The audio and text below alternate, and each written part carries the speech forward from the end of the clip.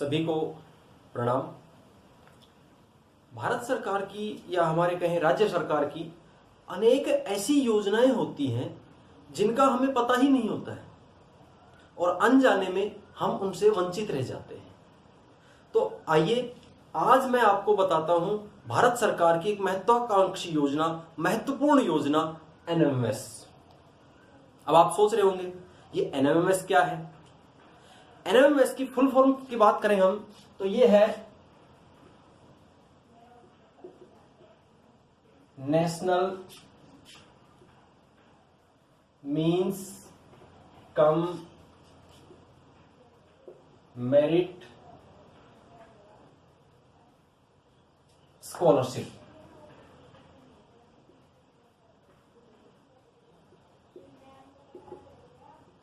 जी हाँ, स्कॉलरशिप ये एक स्कॉलरशिप की स्कीम है और यह स्कीम सेंट्रल गवर्नमेंट द्वारा चलाई जाती है।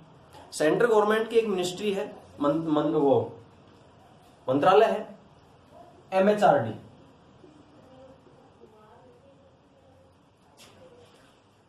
Ministry of human resources and development, मानव संसाधन विकास मंत्रालय, भारत सरकार द्वारा इस स्कीम को चलाया जा रहा है।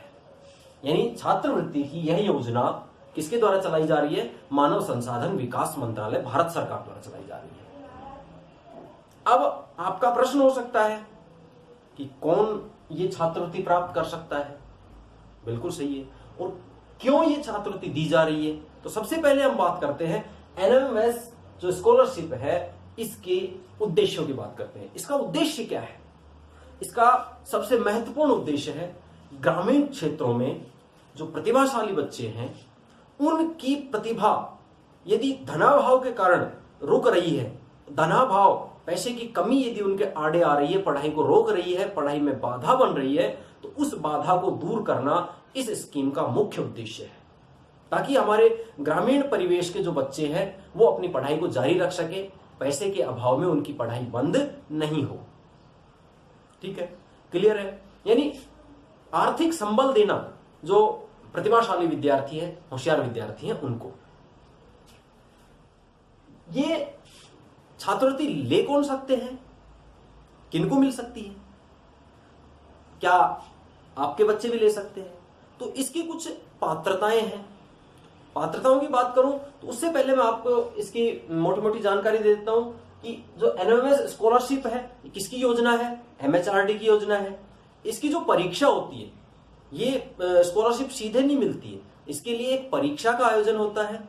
और परीक्षा कौन आयोजित कराता है? जो प्रत्येक स्टेट का यानी हम राजस्थान की बात करें तो राजस्थान राज्य शैक्षिक अनुसंधान एवं प्रशिक्षण परिषद, जिसका मुख्यालय उदयपुर में है, इसके द्वारा इस परीक्षा को ऑर्गेनाइज किया जाता है। इस परीक्षा का आयोजन हमारे राजस्थान में राजस्थान राज्य शैक्षिक अनुसंधान एवं प्रशिक्षण परिषद द्वारा किया जाता है। पात्रता की बात कर रहे थे हम, तो पात्रता क्या है इसकी? यानी एनएमएमएस स्कॉलरशिप के एग्जाम में भाग लेने के लिए, स्कॉलरशिप प्राप्त करने के लिए एग्जाम पास करना होता है। एनएमएमएस का जो एग्जाम होता है प्रतिवर्ष होता है, तो ये एग्जाम पास करना होता है। एग्जाम में बैठने के लिए जो एनएमएमएस का एग्जाम होता है, परीक्षा होती है, उस परीक्षा में सम्मिलित होने के लिए और जिससे ये स्कॉलरशिप प्राप्त कर सके हमारे बच्चे, तो उसकी योग्यताएं क्या है? सबसे पहला, अभिभावक की आय।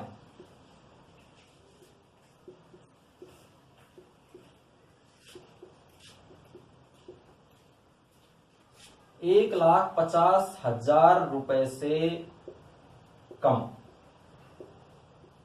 हो, पहली शर्त है, यानी गरीब बच्चों को फायदा मिलता है। दूसरी शर्त है बालक 8वीं कक्षा में अध्ययनरत हो। यानी ये परीक्षा कौन दे सकता है? जो बच्चा करंट ईयर में 8वीं क्लास में पढ़ रहा है, और वो भी कैसा? नियमित।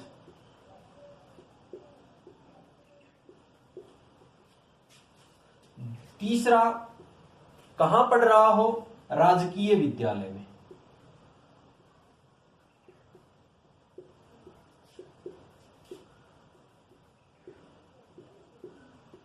पढ़ रहा हो। चौथा है 7वीं कक्षा में कम से कम 55% अंक प्राप्त किए हों सभी सब्जेक्ट्स में मिलाकर, एग्रीगेट रूप से 55%। और SC ST एवं SC ST को, ओबीसी को नहीं, इसमें SC ST के छात्रों के लिए ये सीमा 50% है। ये SC या ST के यदि स्टूडेंट हैं तो उनके यदि 50% हैं तो भी वो इस परीक्षा में भाग ले सकते हैं, यह परीक्षा दे सकते हैं। ये हो गया। इसके बाद एक और है कि भाई 7वीं जो कक्षा है वो कहां से पढ़ा हो? राजकीय विद्यालय से ही पढ़ा हो। विद्यालय से उत्तीर्ण हो। ये इसकी पात्रता की शर्तें हैं कि ये यदि पात्रताएं होंगी तो बच्चा एनएमएस की एग्जाम में बैठ सकता है। बैठ गया। अब एग्जाम के जो फॉर्म है वो कहां भरे जाएंगे? एग्जाम के फॉर्म भरने के लिए कहीं नहीं जाना है, जहां बच्चा पढ़ रहा है उस विद्यालय के शाला दर्पण से बच्चों के फॉर्म ऑनलाइन भरे जाते हैं। इसके लिए पासपोर्ट साइज की फोटो की आवश्यकता होती है, 7वीं कक्षा की मार्कशीट, यदि आप कैटेगरी का लाभ लेना चाहते हैं तो जाति प्रमाण पत्र और एक आधार कार्ड। इन डॉक्यूमेंट्स की जरूरत होती है और विद्यालय के द्वारा ये फॉर्म भरे जाते हैं। अब आपके मन में सवाल उठ रहा होगा कि स्कॉलरशिप क्या मिलती है? स्कॉलरशिप क्या मिलती है भाई? क्यों हम हमारे बच्चों को तैयारी करवाएं इसकी?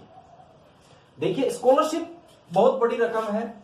इसमें ये स्कॉलरशिप मिलती है एक बच्चे को 48,000 रुपीज। कैसे मिलती है ये बता दूं कि प्रति माह 1,000 रुपए की दर से, प्रति माह 1,000 रुपए की दर से 4 वर्ष तक, यानी कक्षा 9th से 12th तक यह स्कॉलरशिप मिलती है। यानी 4 साल में लेगी तो 12 चौका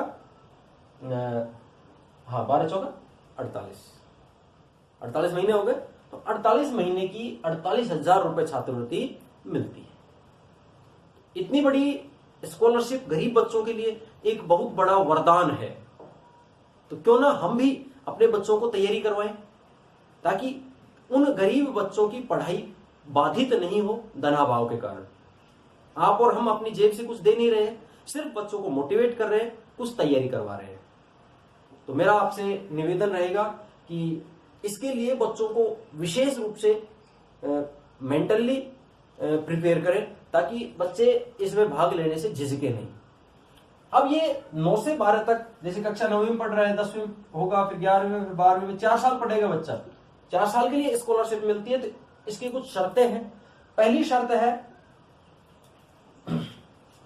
9th में 55% और 11th में कम से कम 55%, ये अंक उसके आने चाहिए। 8th में भी 55% होंगे तो ये शुरू होगी, यानी 8th की परीक्षा पास करते ही 9वीं की स्कॉलरशिप, 9वीं पास करते ही 10वीं की स्कॉलरशिप, 10वीं पास करते ही 11वीं की स्कॉलरशिप और 11वीं पास करते ही 12वीं की स्कॉलरशिप। ये 4 साल की स्कॉलरशिप मिलती है। 8th में 55%, 9th में 55%, 10th में 60% और 11th में 55%। ये अंक उसके आने चाहिए। यदि इनसे कम आते हैं तो स्कॉलरशिप नहीं दी जाएगी, बंद कर दी जाएगी। जो रिलैक्सेशन वाली कैटेगरी है उनमें 5-5% की छूट है। इनमें यदि 5% कम भी आते हैं तो भी उनकी स्कॉलरशिप नहीं रोकी जाएगी। क्लियर?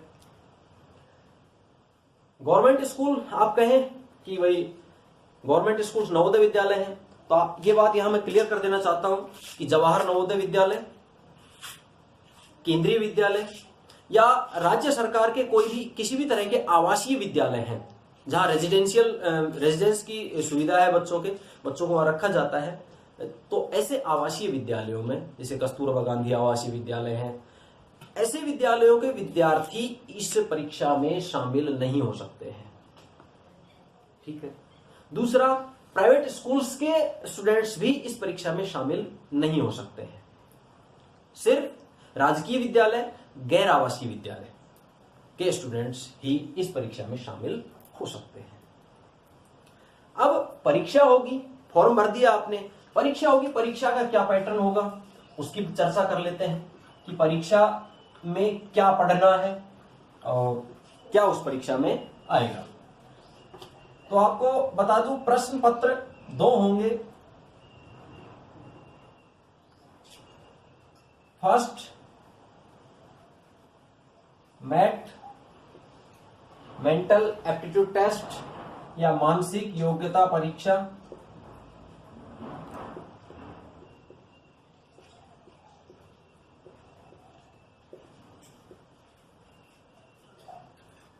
इस प्रश्न पत्र में क्या क्या आता है?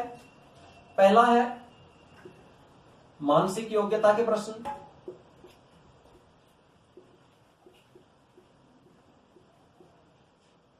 दूसरा इंग्लिश के प्रश्न और तीसरा हिंदी के प्रश्न।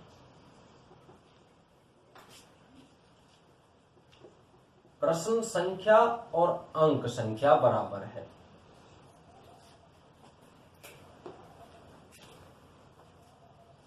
और समय अवधि, कितना समय मिलेगा।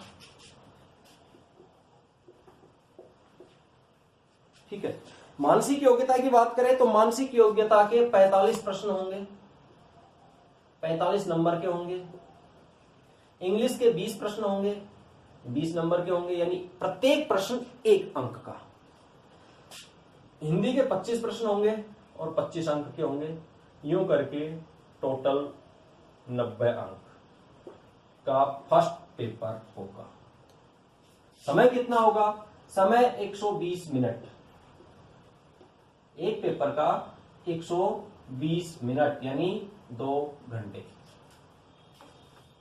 पहला पेपर हो गया। सेम डे, थोड़ी अंतराल के बाद में दूसरा पेपर होता है। दूसरा पेपर होता है मैट। ये होता है शैक्षिक, मैट तो हो गया, सेट, शैक्षिक योग्यता परीक्षण या परीक्षा। ठीक है। शैक्षिक योग्यता में 3 सब्जेक्ट आते हैं।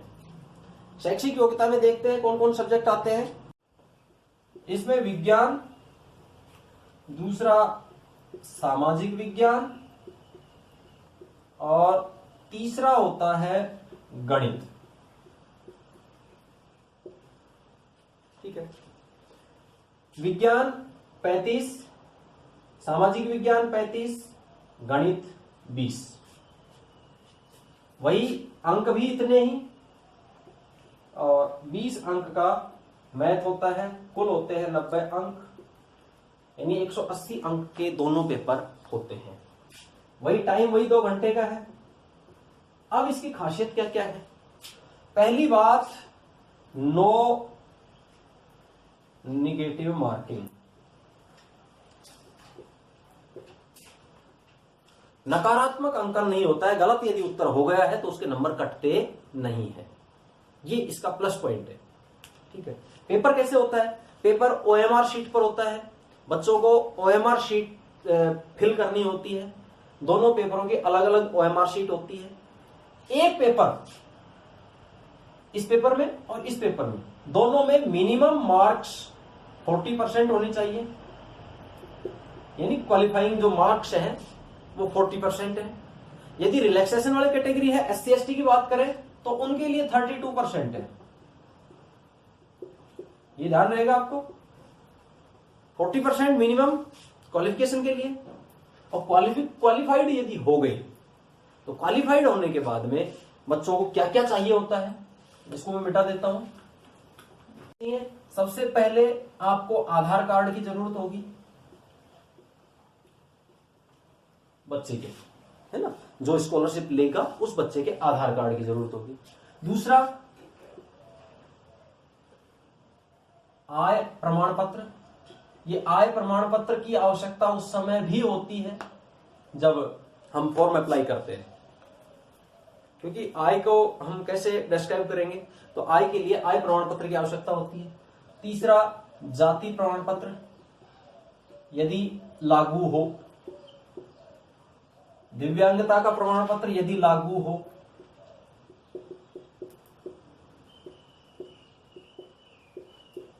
और सबसे महत्वपूर्ण बैंक खाता।